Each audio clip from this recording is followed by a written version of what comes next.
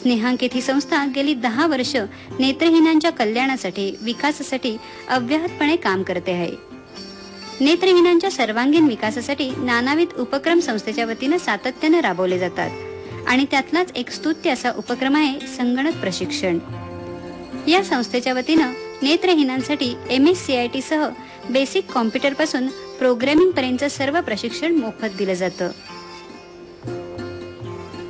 आपल्या या उपक्रमाबद्दल माहिती देताना संस्थापक अध्यक्ष राहुल देशमुख म्हणाले, तर आधुनिक तंत्रज्ञान आपण त्यांच्यापर्यंत घेऊन गेलं पाहिजे, संगणक प्रशिक्षण आपण त्यांना दिलं पाहिजे आणि या विचारातूनच पुढे 2003 मध्ये स्नेहांकितच्या माध्यमातून आम्ही संगणक प्रशिक्षण केंद्राची स्थापना केली। ते अण्णांसाठीचं पुण्यातलं पहिलं संगणक प्रशिक्षण केंद्र होतं।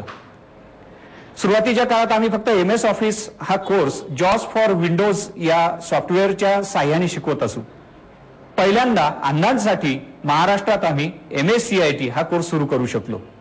MSCIT पुरतच आम्हाला थांबायचं नव्हतं, तर केवळ हे बेसिक कोर्सेसच्या पुढे सुद्धा प्रोग्रामिंगचं प्रशिक्षण या विद्यार्थ्यांना आपण दिलं तर कॉर्पोरेटमध्ये असंख्य नोकऱ्यांची दालनं त्यांच्यासाठी खुली होतील। म्हणून आम्ही प्रोग्रामिंगचे कोर्सेस इथे सुरू केले।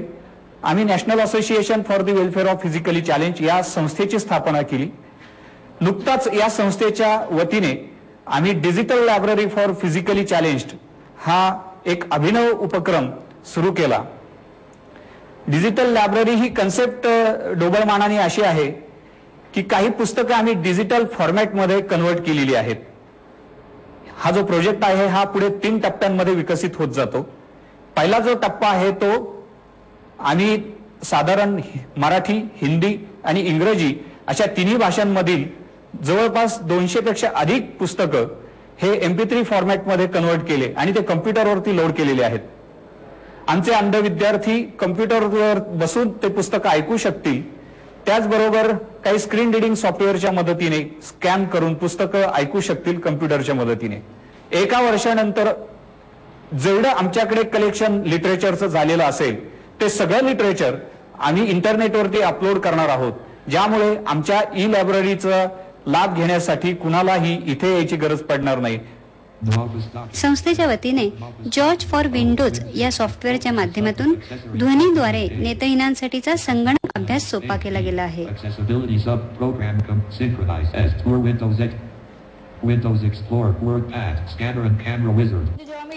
संगणक शिक्षिका प्रियांका पाठारे यावेळी म्हणाल्या, शिकवायचं कसं, कारण जे नॉर्मल स्टुडंट होते त्यांना आपण सहज सांगू शकतो, ते पाहू शकतात, पण ब्लाइंड स्टुडंटला शिकवणं हा माझ्यासाठी एक वेगळाच अनुभव होता।